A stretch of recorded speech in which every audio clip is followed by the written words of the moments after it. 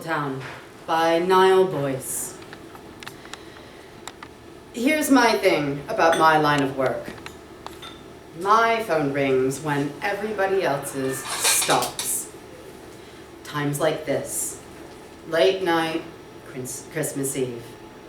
Everyone other than me is tucked up in bed or out getting into trouble. I'm listening to carols on the radio and waiting for a call. There's always a call. Hey, Alex? The voice at the other end of the line wasn't asking. It was gearing up to give orders. That's me, I said anyway. What can I do for you, Eddie? Eddie was the chief operating officer at one of the big studios, which meant that he was the fixer when things went wrong with their stars. He had a good reputation. Too good, as it turned out. Whenever reporters saw him show up anywhere, they knew something had gone wrong. So there was a lot of work for independent contractors like me. It's Jack. Eddie paused to take a gulp of whatever was in his glass. He's gone wild in the Coconut Grove again. I need you to fetch him home. Okay, I said, but it's festive season, so... Yeah, double your money. And there's one other thing. At that point, my doorbell rang. In fact, Eddie continued, sounds like he's arrived. Go get the door. I put the receiver down and went to answer the door.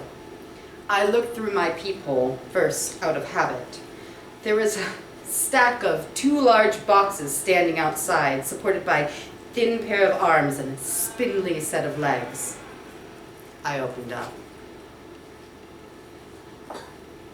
Can I put these down in your hallway, ma'am? Said the courier. Okay with me. The courier, a boy of about 17 or so, shuffled in and dropped the boxes in a heap. He stretched his arms experimentally, like he'd just come off the rack. I noticed him notice me. I was from before his time, but a kid running errands for a Hollywood studio the night before Christmas has got to be a movie fan.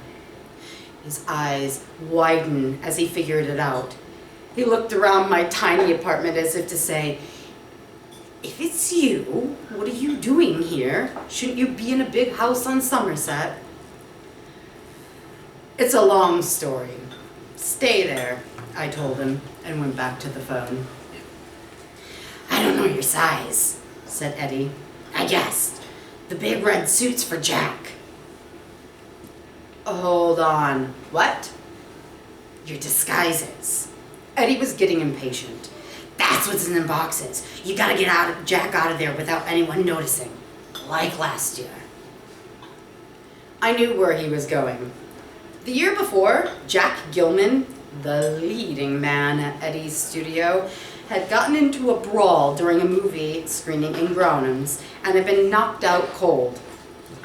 Eddie reckoned that Jack just needed a nice lie down somewhere without the publicity of a hospital stay, so he got me out to put on a nurse's cape, ride down to the theater in an ambulance from a medical drama they were making, and smuggled Jack out on a stretcher with 2 extras dressed as orderlies.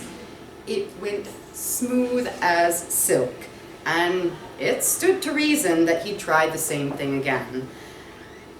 Only... What do you mean, big redwood suit? Can't pull the ambulance trick twice. This is a sequel. All you need to do is put Jack in the Santa Claus outfit, get him on his feet, and walk him right out of there. Santa Claus? Yeah! Big guy with a beard, flies around the world in one night, gives out presents. That was the thing with Eddie. You could never tell if he was joking or if he genuinely just thought that you were an idiot. So, Jack's in the Santa suit. Congratulations. You get to be an elf. Tip the boy. These boxes are heavy. And he rang off. I gave the boy my last couple of bucks and got into costume. The Cocoanut Grove was the fancy club of the Ambassador Hotel on Wilshire Boulevard. It had opened back in the 1920s and was still going strong a couple of decades later. The ceiling was dark blue and pierced with bright little lights to resemble the desert sky, and the walls were lined with papier-mâché palm trees salvaged from an old Valentino picture. Except tonight, one of the palm trees was out of place. It was lying on the ground, and beneath it, hugging the furry monkey with electric-powered amber eyes that should have been sitting in the branches, was Jack Gillman. If Jack caused a sensation when he pulled down the tree on himself, along with a table and a whole heap of glasses and bottles, it had died down by the time that I got there.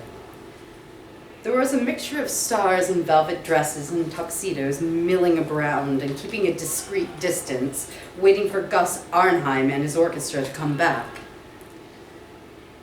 My elf costume was hot and itchy.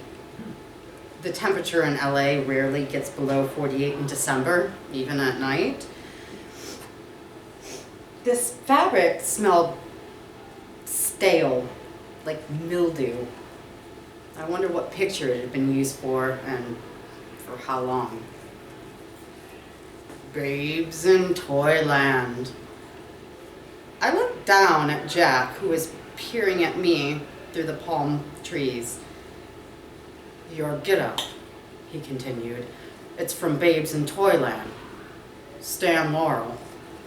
Sat up, lifting the palm tree and setting the monkey to one side. But you ain't Stan Laurel. Correct. It's Alex. We met before, but you were knocked out. Knocked out? No surprise, doll. I'm here to take you home. I held out the Santa Claus outfit. Get this on over your clothes. My car's outside. Didn't you used to be in pictures? Jack asked as I pulled out from the curb. We'd made it out of the Ambassador and walked to my car past the line of photographers with not a single flashbulb going off. Jack's face may have been on a couple hundred screens and a few 100,000 posters and magazine covers in this very town, but a fake belly and a big white beard meant that no one saw a thing. In pictures, I replied. Once upon a time.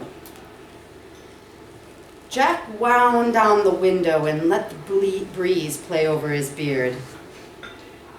Yeah, he said eventually. I went to see a few of your movies back in the day. He frowned. You don't sound funny. I heard you couldn't make it in the talkies because your voice sounded funny. As you can hear, I replied, my voice is fine.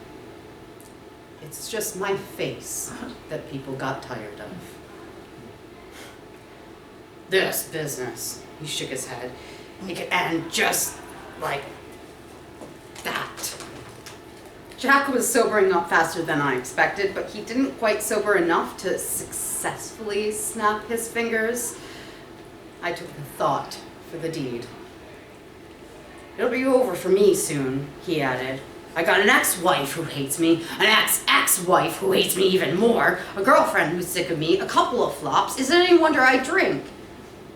Maybe not. But maybe you've got cause and effects confused. His head whipped round. What do you mean? Why do you say that? Experience, unfortunately. Jack's mansion was dark. I helped him out of the passenger seat and we walked up the gravel driveway to the porch. I made to ring the bell, but he stopped me. No need to wake up the maid, he said. She puts up with enough for me. He fished around under his big red coat for a key and dropped it on the ground. I picked it up and opened the door. At this point, I would have normally left him to it, but I wanted to make sure that he didn't fall over and knock his head open on anything. So I went in ahead of him and felt around for a switch.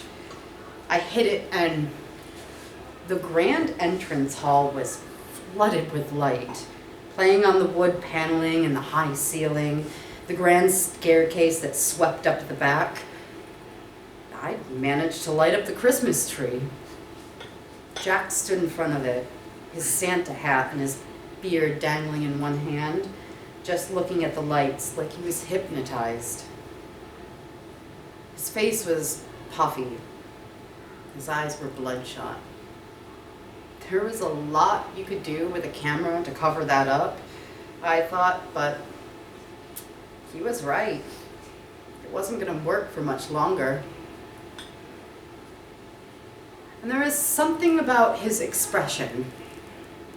It was like he had just woken up, was existing in that precious moment of consciousness before the troubles of his life came rolling back in to claim his attention.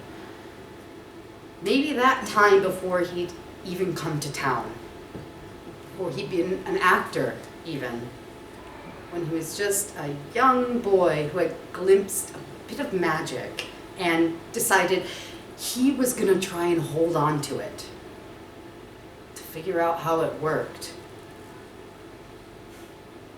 to make it last forever. I headed for the door.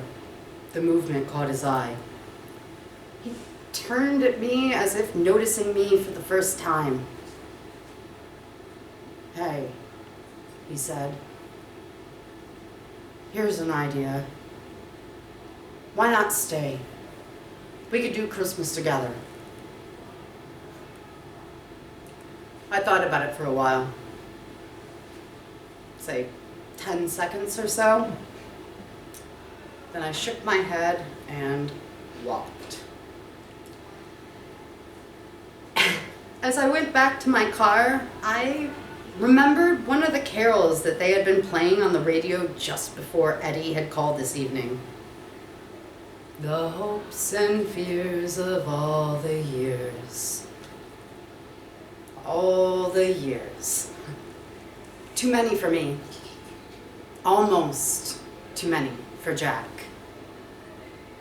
A whole load of fears.